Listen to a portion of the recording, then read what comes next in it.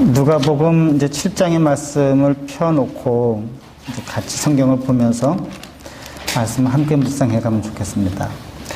오늘 개역 성경에 있는 49절에는 이가 누구이기에 그렇게 되어 있는데 현대의 번역을 따서 이 사람이 도대체 누구이기에, 그래서 제목을 그렇게 정해봤습니다. 예수님은 누구일까?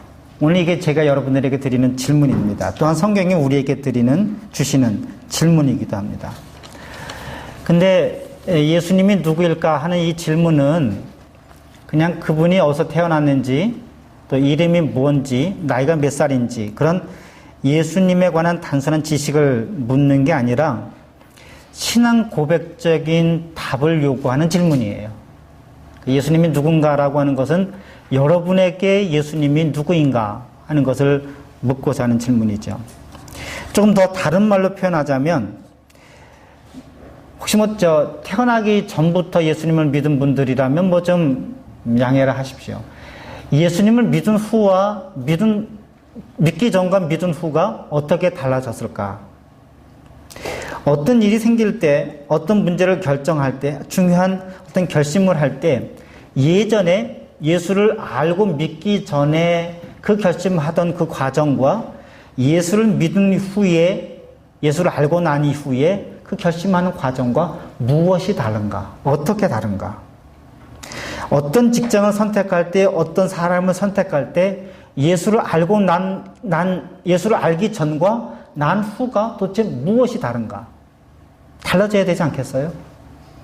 결혼한 사람이면 결혼하기 전과 결혼한 후의 태도가 달라져야 합니다. 그렇죠? 직장을 가져서 목사가 되고 교수가 되고 사장이 되고 CEO가 되면 직장을 잡기 전과 잡은 후가 달라져야 하지요. 그래서 삶의 문제에 있어서 예수를 알기 전과 안 후 무엇이 다른가? 이 질문이 바로 예수는 누구인가 하는 그런 질문입니다. 제가 평소에 늘 하던 말인데, 이건 동의 안 하셔도 이건 괜찮습니다. 예를 들자면, 오늘이 아버지 날이기 때문에 그 아버지들에 관한 얘기 한 가지 하려고 그래요. 뭐냐면, 아내들이 보통 자기 남편들이나 자식들 얘기할 때, 우리 집은 애가 넷이에요. 큰아들 하나하고 애들 셋하고, 그렇게들 얘기 많이 하시죠. 저는 여러분들에게 강력하게 소리 높여 주장하기를, 남편을 아들로 보지 마시고 남편으로 봐주세요. 그는 남편을, 그렇죠. 동의하는 남자분들이 많으시군요. 뿌듯합니다. 우리 나중에 좀 따로 모이죠. 남편을 남편으로 대해야 된다고 하는 것은 아내가 자기를 아내로 생각한다는 뜻이에요. 남편을 남편으로 대하는 거죠. 그래서 남편을 다른 아들처럼 똑같이 그렇게, 물론 보살필 것이 많고, 이 남자들이 밥 하나도 제대로 못하고 먹고 옷도 제대로 다림질도 못하고 하니까 그만큼 손이 많이 가죠. 그러니까 애 키우는 것과 똑같아. 물론 그 부인들의, 아내들의 수고와 고통을 모르는 바는 아닙니다. 그런데 부부의 관계를 생각한다면 바꿔야 됩니다. 남편을 남편으로 생각해야죠. 그래서 오늘 드리는 말씀은 예수를 누구인가 하는 그 질문은 예수님에 대한 생각이기도 하지만 사실은 내가 예수님과 관계에서 누구인가를 묻는 질문이기도 합니다. 오늘 많은 사람들이 예수님을 그저 석가모니나 공자나 소크라테스와 같은 위대한 인류의 스승 중에 한 분쯤으로 생각하지요. 유대인들은 여전히 그냥 예수님을 몰라서가 아니라, 예수님의 사역을 이해를 못해서가 아니라, 그들이 분명한 어떤 자기들의 지식하에, 인식하에 예수는 아직 메시아가 아니라고, 위대한 랍비 중에 한 사람이라고 그렇게 생각합니다. 우리 기독교인들은 예수를 메시아 그리스도라고 그렇게 여기면서 살아갑니다.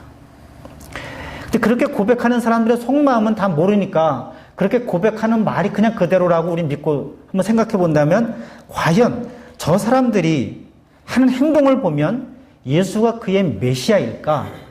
아니면 그냥 기적을 일으키는 사람이거나 병을 고치거나 좀 문제를 그 예수님에게 얘기하면 문제를 해결해주는 해결사 정도로 생각하거나 그런 정도쯤 가 있지 않나 싶어요. 또 심지어 어떤 사람은 예수를 혁명가나 마법사나 또는 시대의 사기꾼으로 생각하는 사람도 없지 않아 있습니다. 과연 여러분에게 예수는 누구일까요? 오늘 누가복음 7장의 말씀을 이제 3주째 계속 읽어가면서 묵상하고 있는데 사실 이 7장의 전체는 마태복음 11장과 마가복음 3장과 같이 예수가 누구인가 하는 것을 질문하는 겁니다. 그때 당시 사람들이 예수를 잘 몰랐으니까요. 이해를 제대로 못했으니까요. 어떤 사람은 그냥 뭐 좀 위대한 선생이라고 하고 어떤 사람은 이상하다고 생각하고 어떤 사람은 혁명가 아닌가 생각하고 그래서 복음서의 저자들이 예수님이 어떻게 태어나고 어떻게 자라고 무슨 사역을 하는지 쭉 설명해 가면서 예수는 누구인가를 묻는 겁니다. 반대로 그러면 그 듣는 사람들은 도대체 예수가 누구인가 어떻게 생각했는가 하는 것을 오늘 이 본문들을 통해서 찾을 수 있죠. 오늘 조금만 기억을 되살려서 7장 1절부터 10절까지 얘기 백부장이 있었는데 그 백부장이 종이 병에 걸렸죠. 그 예수님 통해서 나았습니다. 예수님을 만나서 병이 나았다고 하는 것이 중요한 것이 아니라 예수님에게 칭찬받은 백부장 그 내용이죠. 이만한 믿음. 예수님이 얘기한 것이 믿음입니다. 그 믿음의 내용은 아직 뭔지 몰라요. 설명되지 않았어요. 그러나 가장 칭찬을 많이 받은 사람입니다. 두 번째 11절부터 17절까지 보면 나인이라고 하는 동네에 아름답고 즐거운 그 성이라고 하는 동네에 한 아이가 죽었는데 그 아이는 남편하고 이혼한 그 과부의 아들이었습니다. 아들마저 죽었으니 상속받을 재산도 권리도 없는 그런 불쌍한 여인이었죠. 과부의 아들을 살리신 예수를 보고 사람들이 보인 반응, 그것이 그 당시에 사람들이 보인 반응입니다. 두 가지죠. 큰 선지자다. 하나는 하나님이 우리를 돌보셨다. 선지자라고 생각하는 사람들이 많이 있었습니다. 그런데 그 사건을 보고 사람들은 선지자가 아닌 큰 선지자라고 그렇게 여겼던 겁니다. 18절 이후에 보면 우리가 이제 건너뛰어서 36절부터 읽었는데 18절 이후에 보면 오실 그이가 당신입니까? 아니면 우리가 다른 사람을 기다려야 됩니까? 하는 그런 질문이 있어요. 그것은 세례자 요한의 질문이기도 하고 그 제자들의 질문이기도 하고 그 당시 많은 유대인들의 질문이기도 했습니다. 우리가 다른 사람을 기다릴까요? 아니면 메시아가 당신 맞습니까? 라고 하는 그런 질문이지요. 근데 거기에 보면 그 당시 다른 사람들, 유대인들의 예수님께 대한 부정적인 시각도 담겨 있지요. 어떤 사람들은 세례자 요한이 아주 철저하게 금욕생활하는 것을 보고서 저 사람이 이상한 사람이야, 정신 나간 사람이야 라고 비난했습니다. 근데 반대로 예수님이 죄인들과 함께 세리들과 창기들과 함께 먹고 마시고 노니까 저 사람은 또 불황아야, 또 이상한 사람이야. 철저하게 금욕 생활을 해도 자기들의 마음에 들지 않고 예수님처럼 사람들과 어울려도 자기 마음에 듣지 않죠. 그래서 그 당시에 사람들은 요한의 절제된 생활도 예수님의 개방적인 생활도 모두 다 비난했습니다. 다 이 사람들은 우리를 구원할 메시아가 아니라고 하는 그런 판단이었죠. 이것이 당시 사람들의 인식이었습니다. 자, 그렇다면 예수님께서는 당신 자신을 어떻게 생각했을까요? 그 제자들에게 예수님께서 세례자 요한의 제자들에게 예수님이 말합니다. 너희가 본 그대로 해라. 절름발이가 일어나고 소경이 다시 보고 죽은 자가 살아나고 가난한 사람들에게 복음을 전해준다. 그러면서 이제 예수님이 당신 제자들에게 얘기를 합니다. 세례자 요한만큼 훌륭한 선지자가 없다. 아까는 다른 유대인들은 예수님에 대해서 뭐라고 얘기했죠? 큰 선지자. 근데 이제 세례자 요한을 보고 예수님께서 이만큼 훌륭한 선지자가 없다라고 얘기합니다. 근데 그 후에 뭐라고 얘기하시냐 하면 하나님 나라에서는 지극히 작은 자다.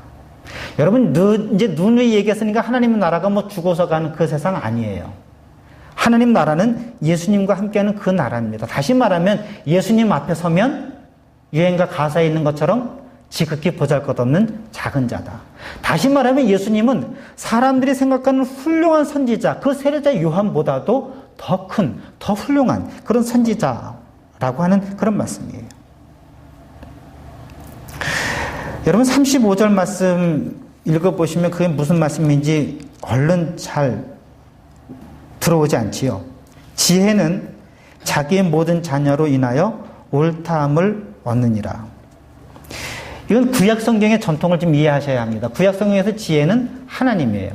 또 하나님의 뜻이에요. 하나님의 말씀, 율법이에요. 그것을 하나님을 의인화시켜서 지혜라고 그렇게 많이 했습니다. 그러니까 잠언서나 이런 시편이나 보면 지혜, 그건 다 하나님 말씀입니다. 그래서 지혜는 자기의 모든 자녀로, 모든 자녀라고 하는 것은 하나님의 뜻대로 살아가는 사람, 하나님의 말씀 안에 살아가는 그런 사람들을 말합니다. 그럼 이런 무슨 뜻인지 알겠죠? 지혜의 자녀들이 결국에는 지혜가 옳다는 것을 드러냈다 하는 그런 뜻이죠. 예수님께서 하나님의 뜻을 드러냈다, 하나님께서 옳다고 하는 것을 드러냈다 하는 그런 뜻이에요. 처음에 시몬과 안나의 예언을 보면 이 땅에 큰 하나님의 빛이 비추었다, 세상의 말씀을 전한 선지자가 왔다고 고백했습니다. 세례자 요한이 훌륭한 선지자이지만 예수님은 그보다 더 큰 그런 선지자라고 말씀합니다. 그래서 어떤 신학자는 누가복음에서 세 가지로 예수님을 설명하고 있는데, 하나는 성령 받은 능력의 종, 성령의 능력이 힘 있는 자는 가난한 자들에게 복음을 주고 병든 자를 고치는 그런 능력의 종이죠. 뿐만 아니라 큰 선지자였다. 그것뿐만 아니라 죄가 없는 의로운 자였다. 백부장이 예수님이 십자가 돌아가시는 보고 이 사람이야말로 정말 의인이었구나. 다른 곳에서는 그렇게 얘기하지는데 누가복음에서는 그렇게 설명합니다. 그런데 결국은 능력받은 종 이상의, 큰 선지자보다도 더 큰 그 이상의, 그리고 이 세상에서 말하는 의인보다도 더 큰 그 이상의 그런 분이 예수님이었다 하는 것이 그분의 결론이었죠. 자, 그래서 오늘 그런 결론을 우리가 미리 생각을 해두고 오늘 바리새인 집에서 있었던 이 이야기를 함께 읽어가시면 좋겠습니다. 바리새인이 예수님을 식사에 초대하면서 이야기가 시작이 됩니다. 두 명의 조연이 등장하죠. 하나는 바리새인과 여인. 제가 일부러 조연이라고 말씀했어요. 이제까지 이 성경을 읽으면서 바리새인과 여인을 주인공으로 삼아서 많이 묵상해 왔습니다.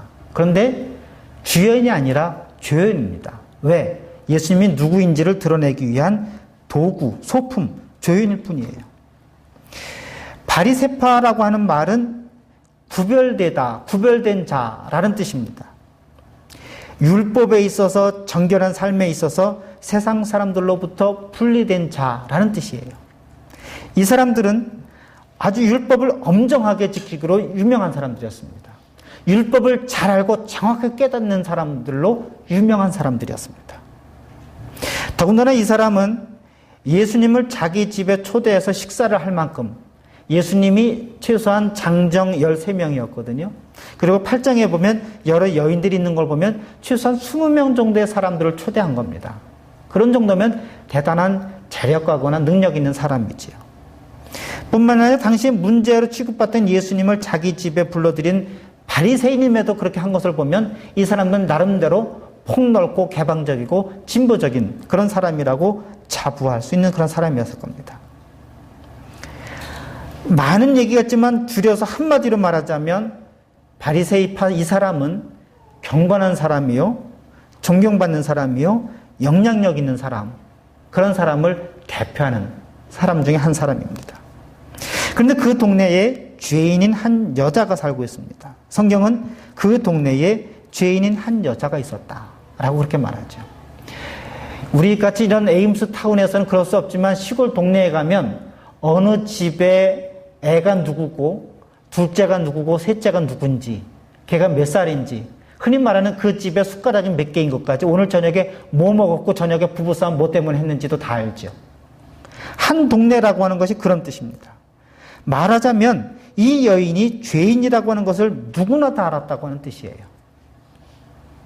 나인성에 살던 그 여인은 과부였는데 아들까지 잃어버렸던, 그래서 여인이면서 과부면서 아들까지 잃어버렸던 그 여인이었는데, 여기 이 성에, 이 동네에 살고 있는 이 여인도 역시 마찬가지입니다.